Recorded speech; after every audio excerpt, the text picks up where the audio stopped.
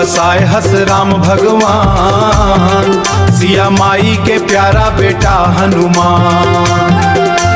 भक्ति के सागर दया के पहचान, जय हो बजरंग बली, जय हो बजरंग बली, जय हो बजरंग बली। राम राम जप पत चल थस दिन रात, दुखिया मन बर बन थस आस। संकट हरैया दीनन के प्राण, तोर महिमा गावे सारा जहां। वेद पुराण गाथा गावे, देवता सब शीश नवावे। जय हो बजरंग बली, जय हो बजरंग बली बली।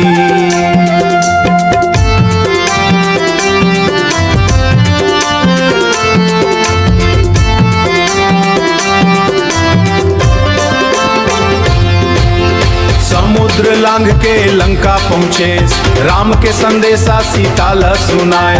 पूछ मन अग्नि ले लंका जराए, रघुनंदन के जय जयकार कराए।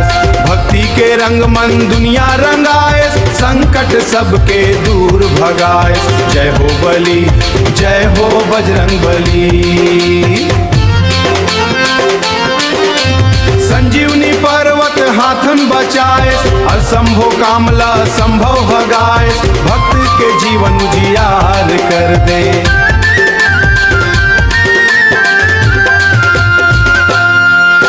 संजीवनी पर्वत हाथ मन लाए, लक्ष्मण के प्राण फिर बचाए।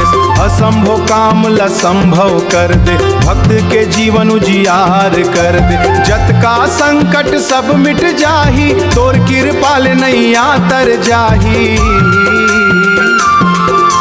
जय हो बजरंग बली, जय हो बजरंग बली, जय हो बजरंग बली बली।